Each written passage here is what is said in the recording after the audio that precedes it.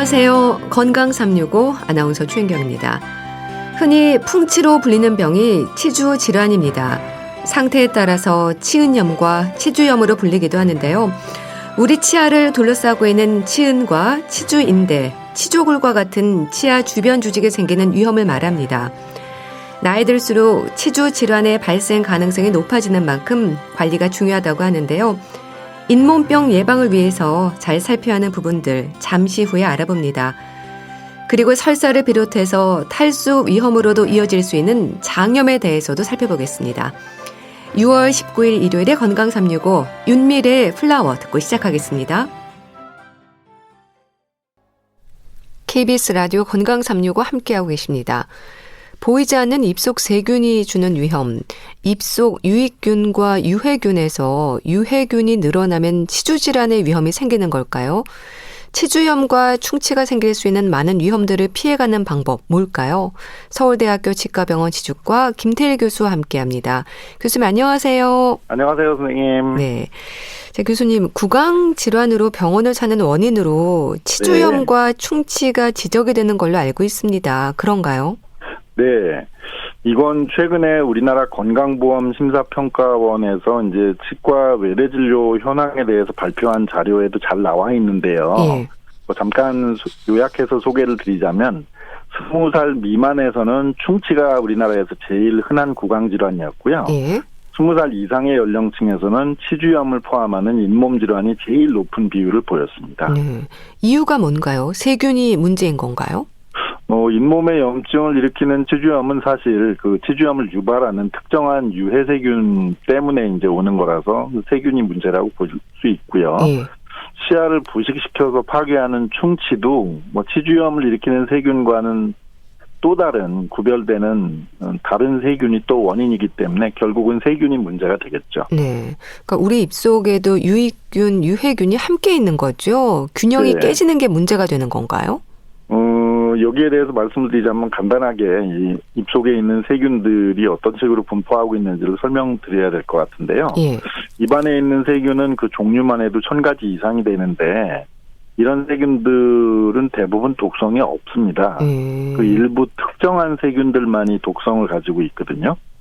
그래서 평소에 올바른 양치질과 정기적인 치과 검진을 받고 계신 분들은 입속에 독성이 없는 유익한 세균들이 대부분을 차지하고 있어서 어쩌다가 유해한 독성균들이 소량으로 분포한다고 하더라도 건강한 치아와 잇몸을 유지하는데 사실 큰 지장을 받지 않고요. 예. 근데 여러 가지 이유로 이런 균형이 흔들리게 되면 독성균의 분포가 유익균보다 높아지면서 이제 질병이 생기게 됩니다. 예. 유해균이 늘어나는 이유는 뭔가요? 그 이유는 여러 가지로 볼 수 있는데요. 먼저 구강 관리를 소홀히 하게 되면 구강 위생이 불량해지면서 이렇게 지저분해지면 유해균들이 활동하기 좋은 환경이 되고요. 예. 그런데다가 신체의 면역 기능이 또 전반적으로 떨어지는 상황이 온다면 유해균들에 대해서 평소에 우리 몸이 자연적으로 방어하는 기능이 있었는데 그게 약해지니까 상대적으로 유해균들이 통제를 벗어나서 활동을 할 가능성이 또 높아져서 또 질병이 생기게 되고요. 네.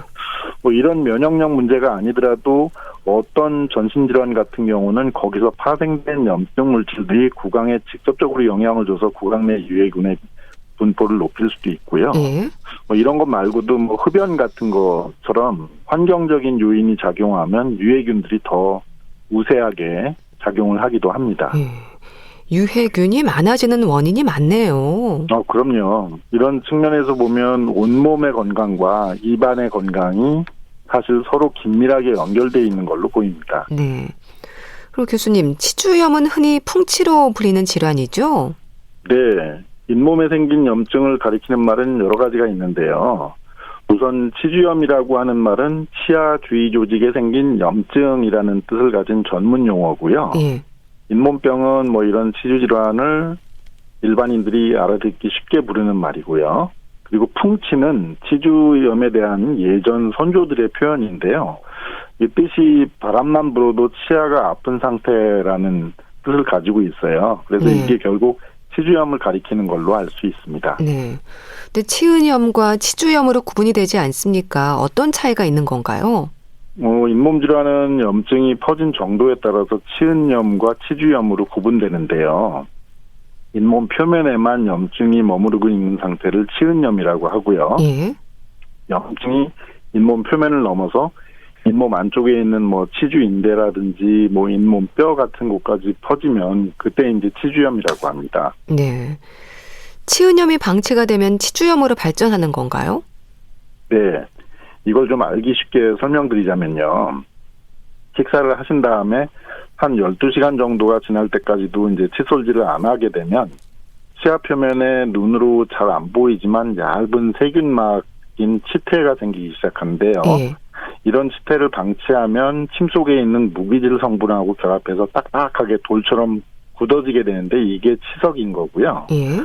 이런 치태하고 치석은 처음에는 잇몸 표면에만 염증이 생기는 치은염을 일으키는데 이때 대수롭지 않게 생각하고 방치하게 되면 이 치태하고 치석이 점점 커지면서 광범위하게 염증을 퍼져나가게 만듭니다.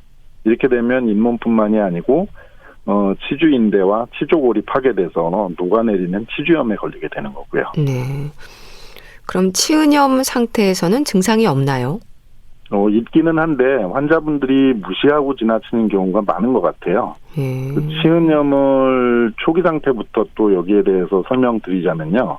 처음에는 치아와 접촉하는 잇몸 끝부분의 안쪽 부분에서 아주 작은 부위에서 혈관이 확장되면서 염증 세포들이 조금씩 쌓여가는데 네. 이때는 세포 정도 수준에서의 변화니까 환자분들이 느끼는 느낌이 아무것도 없고요. 그러다가 염증이 잇몸 표면에 서서히 퍼져나가면 평소에 연분홍색 빛깔을 띠던 잇몸이 검붉은색으로 변하기도 하고 이따금씩 피가 살짝 나기도 하거든요. 예.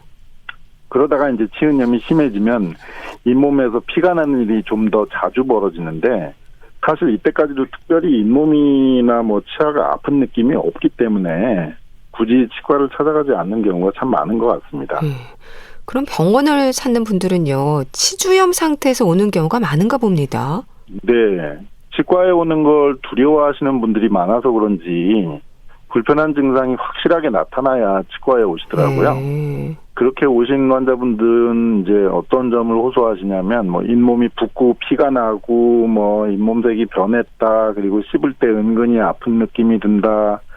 치아 사이가 점점 벌어지는 것 같고 치아가 흔들리는 느낌이 든다든지 구취가 난다든지 하는 걸 얘기하시는데 그게 바로 치주염의 대표적인 증상들이거든요. 또 원인으로 구강위생도 지적을 하셨는데요. 이건 치석이 문제가 되는 건가요? 네. 우리 입속에 무려 1000가지가 넘는 종류의 세균들이 있는데 이게 평소에 칫솔질을 게을리하면 치아 표면에 치태가 생기게 되고요. 예. 이걸 방치하게 되면 치석으로 바뀌는데 이런 치태와 치석에는 세균들이 포함되어 있거든요. 그 치태와 치석이 사실 그 자체가 문제가 된다기보다는 세균들이 사는 아파트라고 생각하시면 돼요.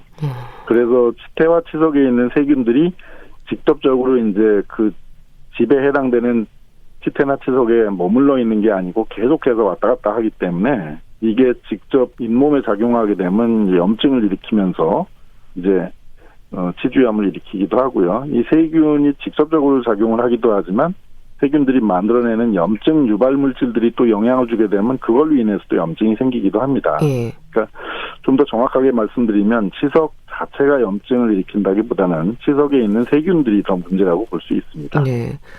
그럼 충치는 어떨까요? 치주염과 비교할 때 증상이라든지 가장 큰 차이는 뭔가요?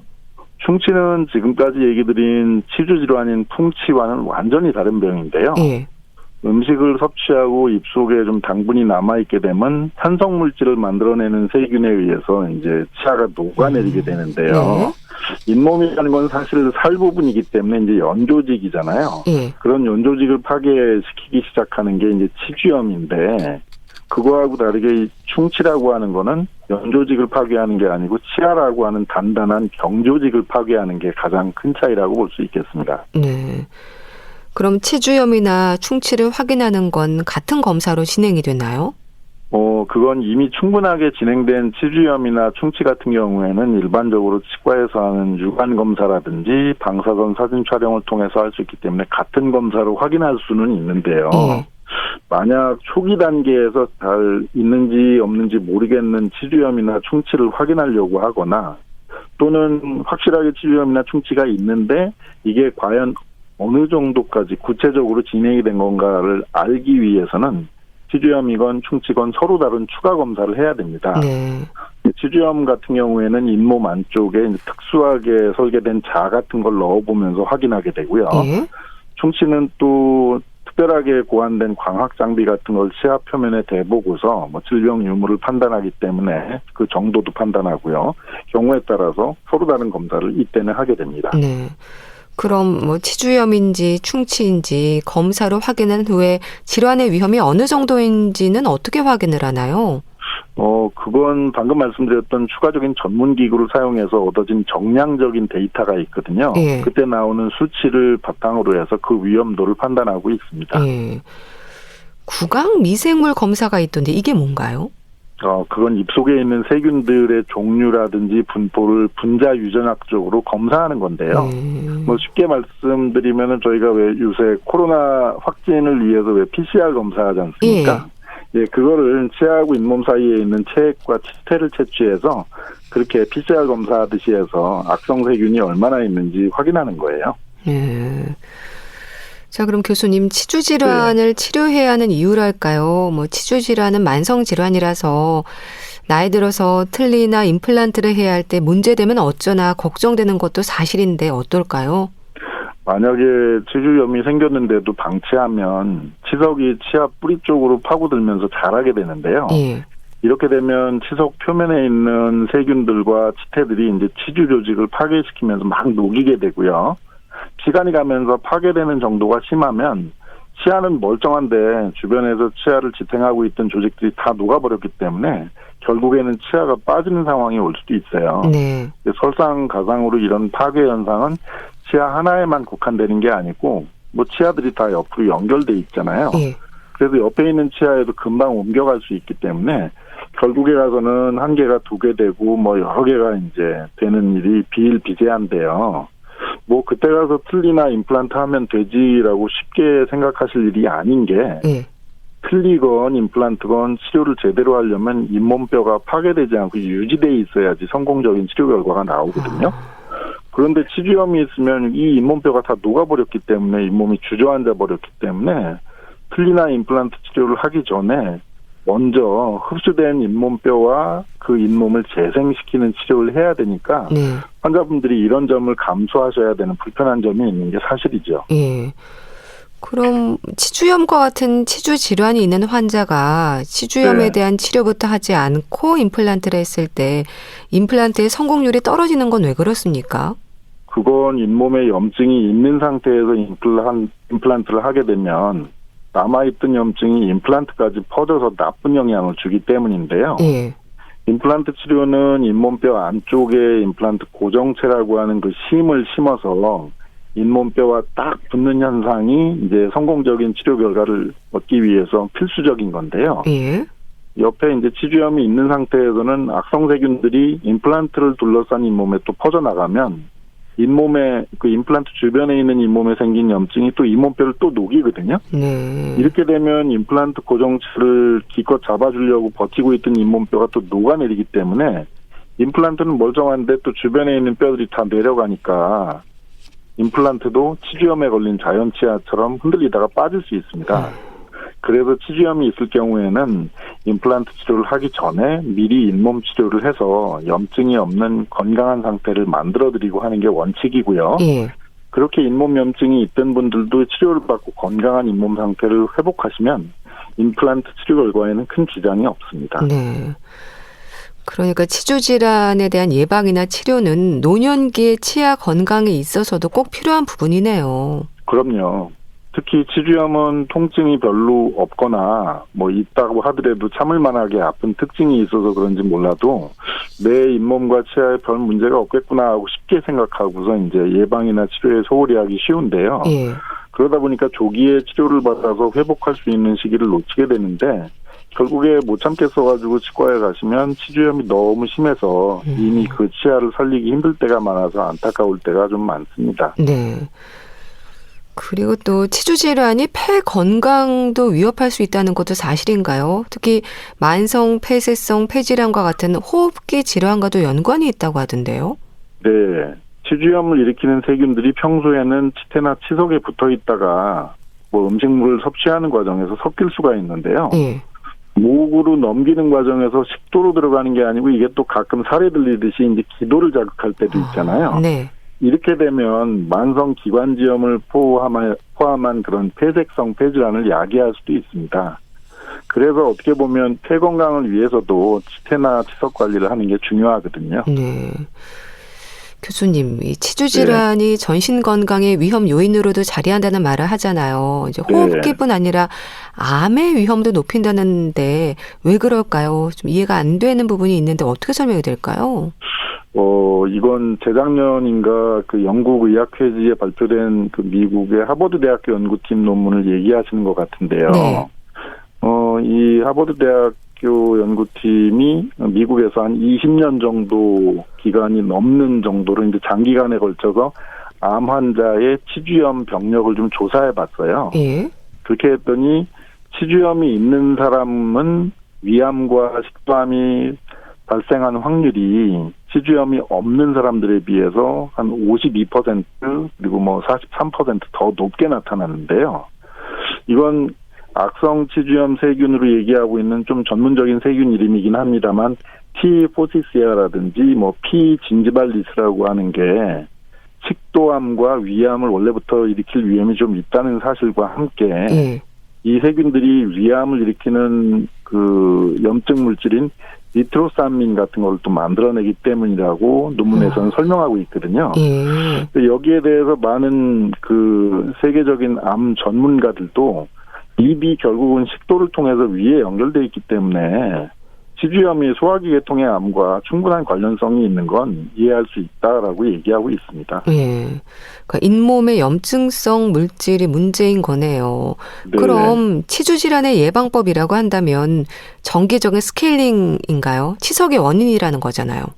네, 더 정확하게 말씀드리면 뭐 스케일링은 치태와 치석을 제거하는 치료인데요. 예.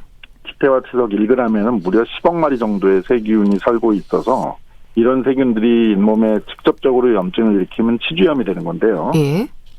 세균들이 여기서 그치지 않고 잇몸 속에 있는 혈관을 통해서 온몸을 타고 돌면 방금 전에 말씀드린 뭐 위암, 식도암처럼 전신질환에도 영향을 줘서 악화시킬 수 있거든요. 예. 이런 걸 감안하면 스케일링을 통해서 치태와 치석을 제거하는 건 구강 건강뿐만이 아니라 전신 건강을 지키는 데도 참 중요하다는 걸 알 수 있죠. 예.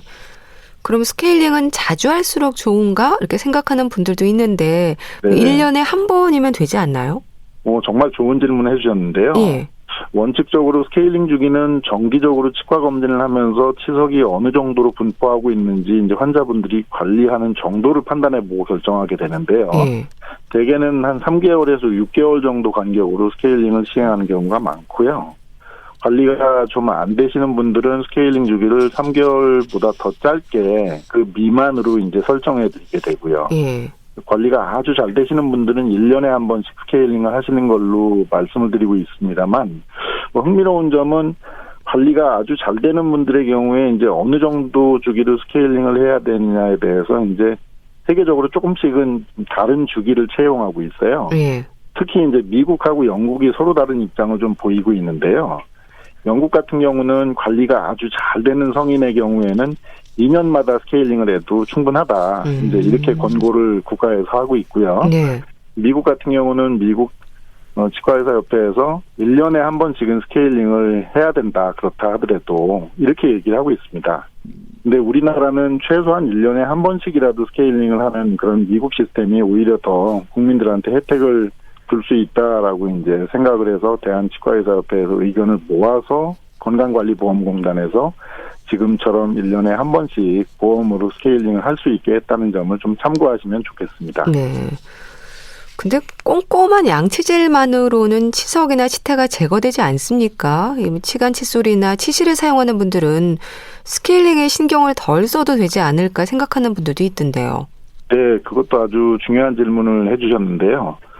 치질이나 치간칫솔까지 사용해서 철저하게 양치질을 하시면 치태나 치석이 생기는 속도를 늦출 수 있는 장점은 있습니다. 근데 입안에서 치태나 치석을 만드는 역할을 하는 세균들을 모두 없앨 수는 없기 때문에 결국 시간이 지나면 치태나 치석이 자연스럽게 생기거든요.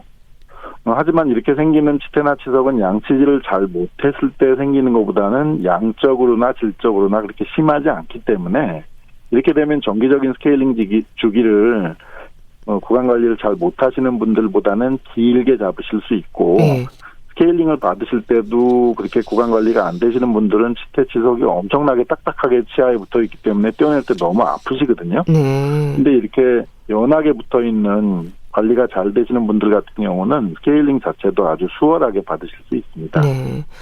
침샘 기능을 살피는 것도 치주 질환의 위험을 예방하는 방법이라는 말은 맞는 건가요? 네, 그렇게 보셔도 될 것 같아요. 특히 구강 건조증이 오면 침 분비가 잘 안 돼서 충치라든지 치주염을 심화시킬 뿐만이 아니라 입맛도 떨어뜨리고 음식을 삼키기도 힘들다고 알려져 있거든요. 그럼 침 분비가 어떤 역할을 하는 건가요? 침이 잘 나와야지 자정작용에 의해서 입속에 찌꺼기가 쌓이지 않고요. 구강 점막에 적절하게 습도를 유지하면서 식사를 편하게 하실 수 있고요. 이게 침이 안 나오면은 입속이 다 상처가 나실 수 있어요. 그리고 또 우리가 맛을 느낄 수 있는 거는 침 때문에 음식물이 용해가 되기 때문에 그렇게 음식물이 침으로 인해서 어느 정도 용해가 돼서 혀에 있는 맛을 느끼는 그 미뢰라고 하는 것에 작용을 하기 때문에 음식을 먹는 맛을 느낄 수 있다는 게 중요하겠죠. 그래서 어떻게 보면 생존의 문제는 물론 삶의 질까지도 높여주는 기능을 한다고 볼 수 있습니다. 구강 건조증이 있는지 자가 진단할 수 있는 방법도 있을까요? 침은 성인의 경우에 정상적으로 하루 한 1리터에서 2리터 정도 나온다고 알려져 있는데요. 구강이나 혀에 통증이 있고 식사할 때 입이 말라서 물을 계속 먹어야 할 때가 너무 많고 말할 때 입이 말라서 이제 발음이 안 나올 정도 이런 정도까지도 이제 있다면 구강 건조증을 의심해 볼 수 있는 대표적인 증상이시니까요. 꼭 치과에 가셔서 진단을 받아보시면 좋겠습니다. 치주 질환을 예방하는 노력이 가장 중요하겠지만 조기 발견과 초기 치료도 치료 효과를 높이는 방법일 텐데요. 교수님 어떤 조언을 주시겠어요? 좀 아프기 전에 검사를 받는 게 좋지 않을까 싶은데요. 네. 치주 질환은 계속적으로 치아나 잇몸이 아픈 증상은 별로 없다는 특징이 있는데요. 불편해도 참을만 했던 치아나 잇몸이 어느 순간부터인지는 몰라도 생소한 느낌이 든다면 치주염이 생긴 걸 의심할 수 있으니까 가능한 한 빨리 치과에 가셔서 정확한 진단과 적절한 치료를 받으시는 게 좋고요. 이런 치주 질환을 예방하기 위해서는 가정에서 올바른 방식으로 칫솔질을 하시면서 구강 건강을 관리하시는 게 기본이고요. 1년에 적어도 한 번씩은 꼭 치과를 방문하셔서 치아와 잇몸에 문제는 없는지 전문적인 점검도 받으시고 스케일링을 포함한 예방 진료를 받으신다면 구강 건강뿐만이 아니라 온몸의 건강까지도 잘 유지하실 수 있을 겁니다. 네, 알겠습니다. 자, 오늘은 치주 질환의 위험에 대해서 자세히 짚어봤는데요. 서울대학교 치과병원 치주과 김태일 교수와 함께했습니다. 말씀 감사합니다. 네, 감사합니다, 선생님. KBS 라디오 건강365 함께하고 계신데요. 리한나의 Take a Bow 듣고 다시 오겠습니다.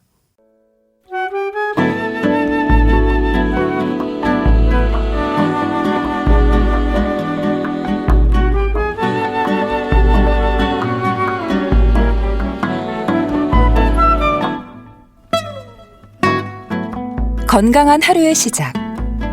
KBS 라디오 건강365 최윤경 아나운서의 진행입니다.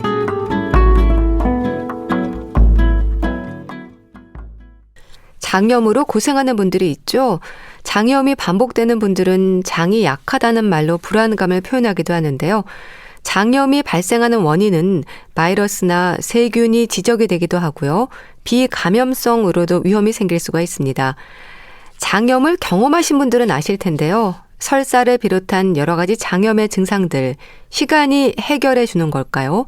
분당 재생병원 내과 백현옥 교수와 함께합니다. 교수님 안녕하세요. 네, 안녕하십니까. 교수님, 이 장염은 말 그대로 장의 염증을 일으키는 질환인 거죠? 네, 정확하시네요. 네. 말 그대로입니다. 그러니까 왜 이런 것들이 원인이 뭐 여러 가지가 있을 수 있잖아요. 근데 크게는 감염성 장염하고 또 비감염성으로 두 개 나누는데, 감염성은 우리가 뭐 상상하듯이 여러 가지 바이러스, 세균, 뭐 아메바 같은 것들이 있고요. 네. 비감염성에는 왜 염증성 장질환이라고 크론병, 궤양성 대장염 들어보셨잖아요. 네. 그 외에 뭐 방사선에 의한 거나 허혈성, 뭐 약제 유발성 같은 이런 것들이 있기 때문에 뭐 그렇게 두 개로 나누긴 하지만 요점은 장의 염증을 일으키는 질환이다. 그렇습니다. 네. 자, 말씀 주신 것처럼 또 장염의 원인도 다양한데요. 우선 세균성 장염에 대해서는 음식과 물을 조심해야 한다고 하지 않습니까? 이게 여름뿐 아니라 사계절 언제나 생길 수 있는 부분으로 알고 있습니다. 그렇죠. 뭐 언제든지 생길 수는 있습니다. 이렇게 세균성 장염의 가장 주된 원인은 오염된 음식하고 물을 우리가 먹었을 때 세균이 소장으로 들어가서 감염을 시키고 염증 반응을 일으키는 게 되잖아요. 예. 근데 이제 사계절 언제나 생길 수는 있고요. 그런데도 그중에 세균성 장염은 아무래도 여름철에 많이 발생하기 쉽습니다. 그래서 실제로 질병관리본부 통계에 따르면 6월에서 8월 3개월 동안 절반 이상이 발생했다고 하고요. 네. 그때가 아무래도 좀 증식이 쉽잖아요. 네. 그래서 뭐 포도상구균이건 살모넬라균이건 대장균 같은 세균성 장염이 제일 많은 시기가 되겠습니다. 네. 장염이라고 하면 설사를 떠올립니다. 설사가 일단 가장 대표적인 증상인가요? 그러면요. 장에 문제가 생기면 제일 먼저 생각할 수 있는 게 설사 아니겠습니까? 네. 물론 거기에 구토가 자연스럽게 따라올 때가 많아서 설사, 구토 두 가지 증상이 제일 흔하고요. 근데 특히나 뭐 세균성이라 그러면 거기에 더해서 배도 많이 아픈 복통, 그리고 열이 동반될 때도 있고 대변에 피가 섞이거나 점액병이 나올 수도 있습니다. 네. 근데 장염으로 고생하는 분들은요, 반복적이라는 말도 합니다. 그래서인지 장이 약하다 이런 말도 하는데 이거 맞는 얘기인가요?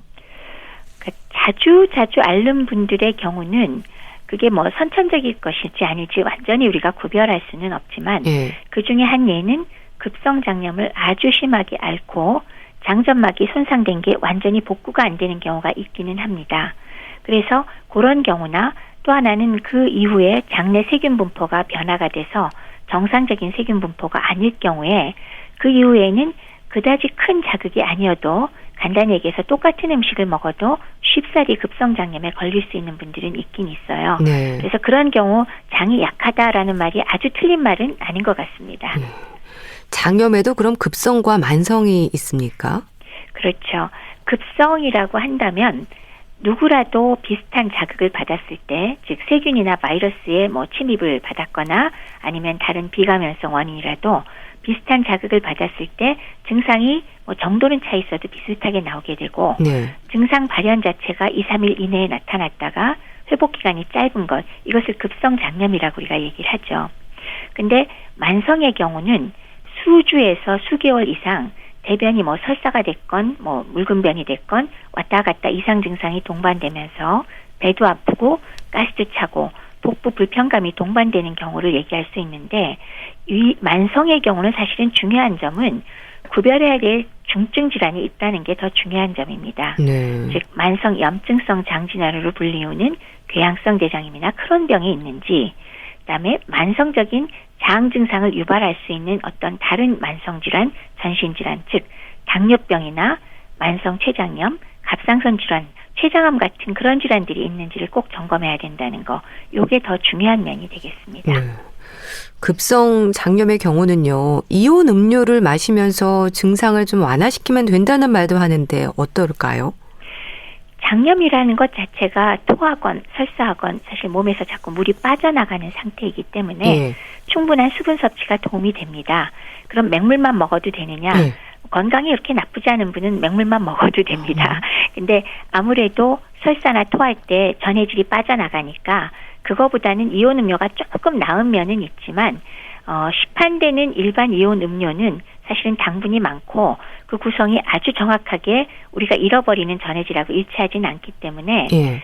상당히 다량의 설사나 구토로 탈수가 아주 심해졌을 경우에는 이온 음료만 갖고 버틸 게 아니고 병원 방문할 주셔야 되겠습니다. 예. 도움은 됩니다. 네.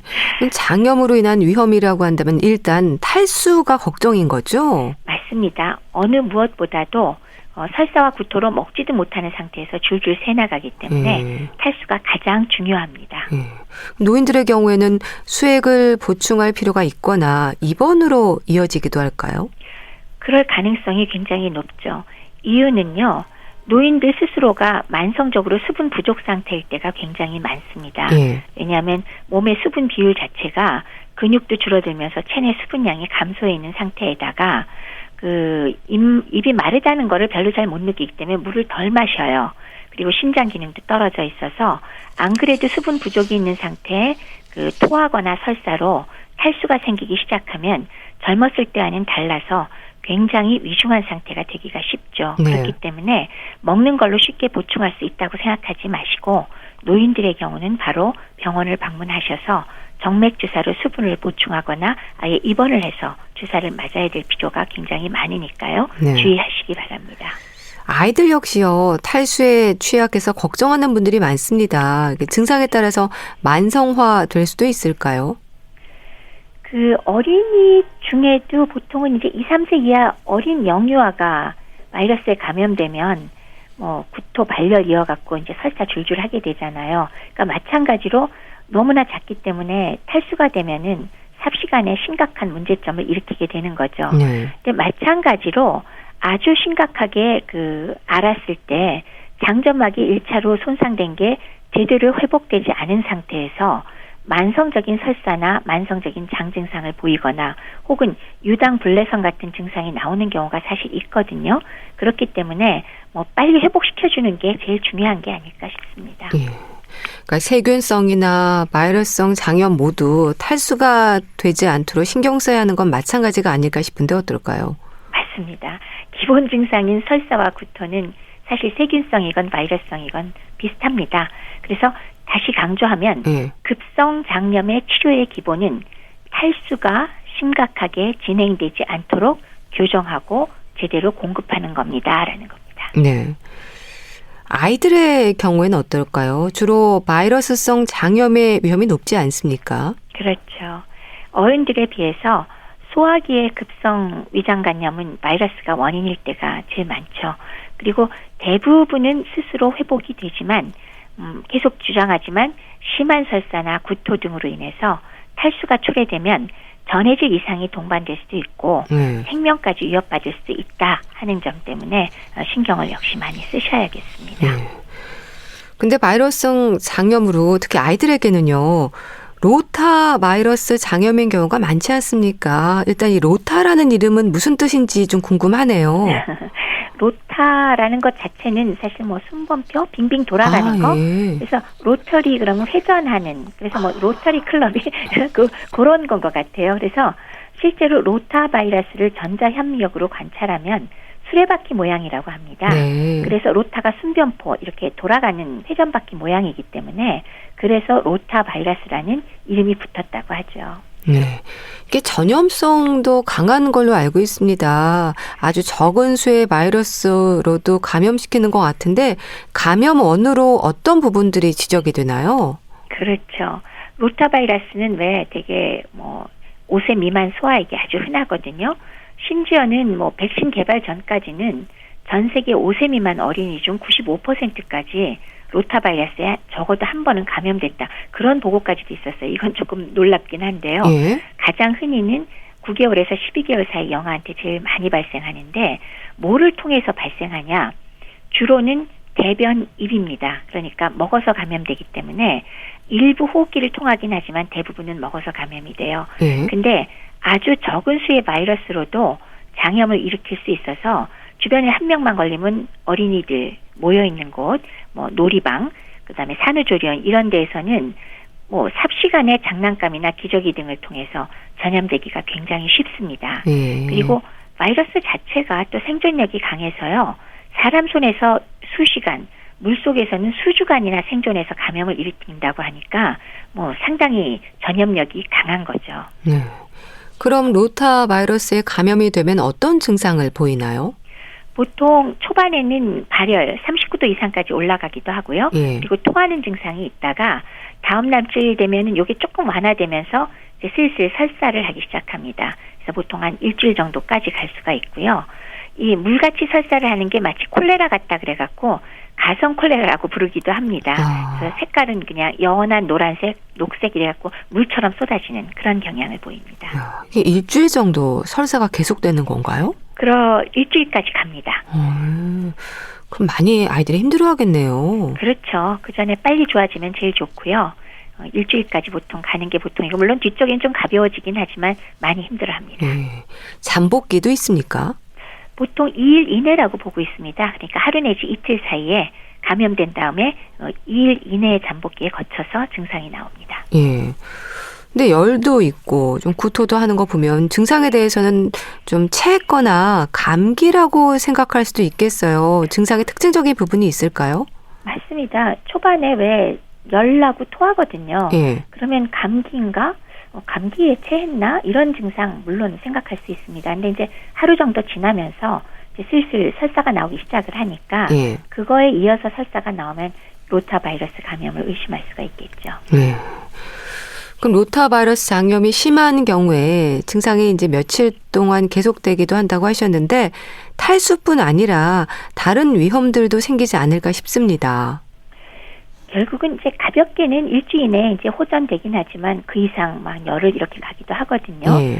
근데 당연한 말씀이지만 구토, 설사 지속되면 탈수가 심해지는데 우리가 탈수 그러면 뭐 단어만 써놓고 별거 아닌 것 같은데 예.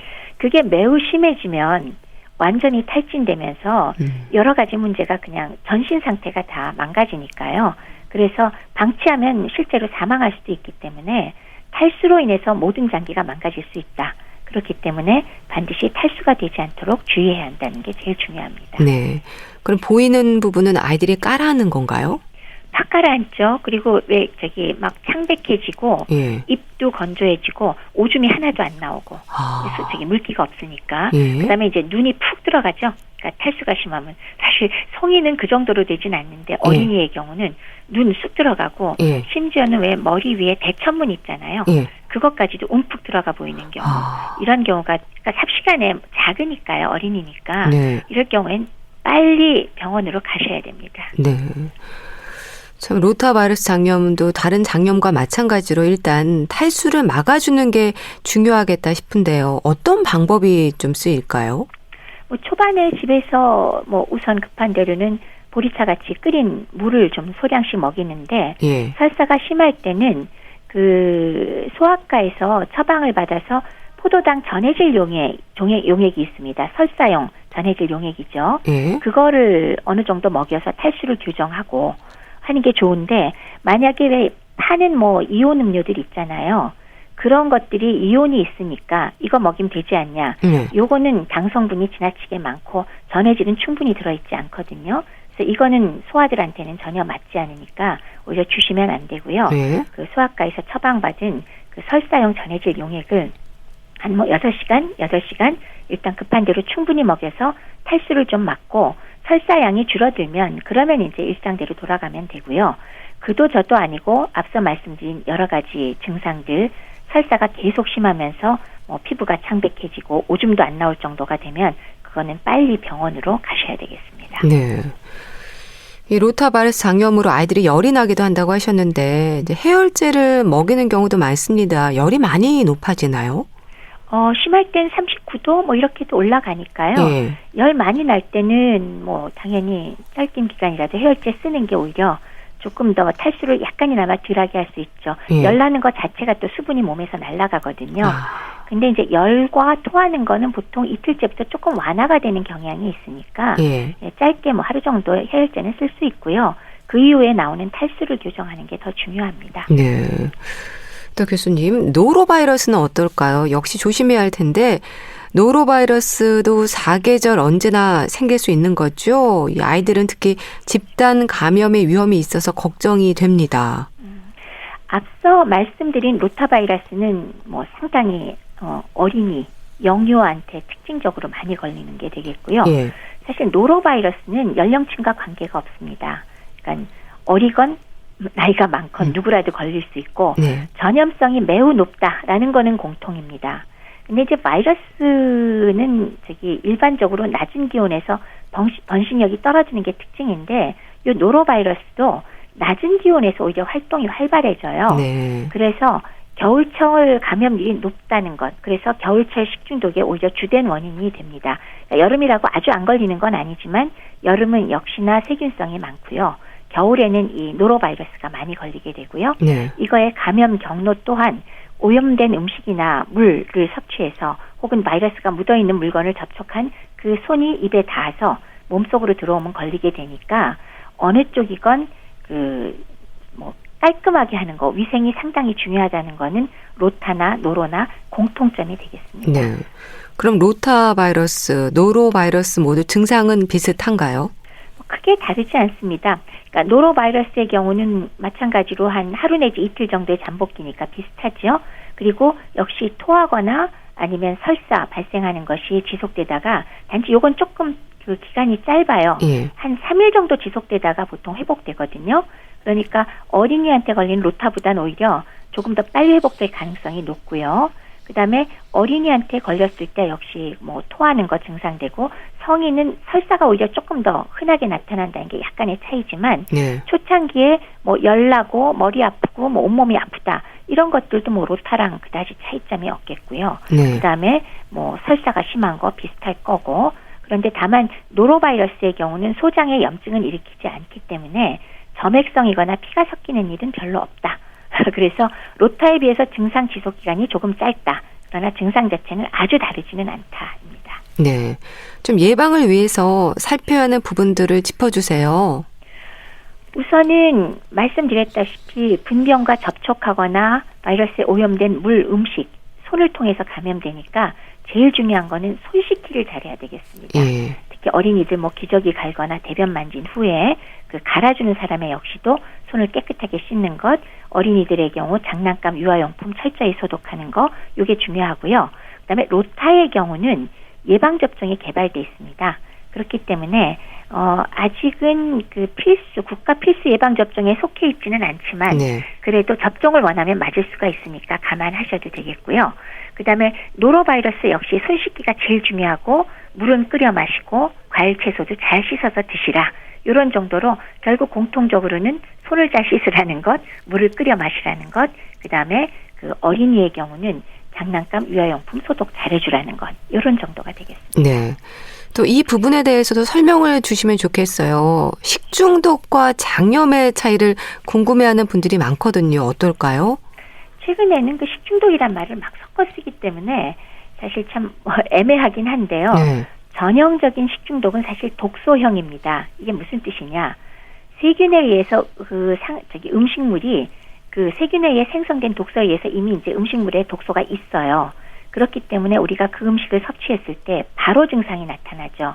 대표적인 게 포도상구균인데 보통 먹자마자 30분 이내에서 4시간, 적어도 6시간 이내에 증상이 시작되거든요. 예. 이게 전형적인 식중독인데 요새 막 말을 섞어서 하니까 독소형 식중독이라고나 할까요? 예. 근데 여기에 비해서 장염은 소위 말해서 감염형이라고 할 수 있는데, 오염된 음식에 세균이 그냥 와글와글 증식돼 있지 아직 독소는 없어요. 그러면 그 세균을 먹었을 때 장내에서 증식해서 염증을 일으키는 거니까 증상 발현 시간이 조금 뒤가 되겠죠. 네. 그래서 보통 하루나 이틀 후에 증상이 나타나게 되는 것. 그래서 요거를 요새 용어를 마구 섞어 쓰니까 이게 참 표현이 정확하지가 않은데 독소형 식중독, 네. 감염염 식중독이라고나 할까요? 네. 근데 원래 의미는 식중독은 독소형을 얘기하고 장염은 감염형이라서 오염된 음식에 의해서 세균이 장내에서 증식하는 거다라고 구별은 됩니다. 네, 알겠습니다. 자, 오늘은 장염에 대해서도 자세히 알아봤는데요. 분당 재생병원 내과 백현옥 교수와 함께했습니다. 감사합니다. 네, 감사합니다. 존 박의 이상한 사람 보내드리면서 인사드릴게요. 건강365 아나운서 최인경이었습니다. 고맙습니다.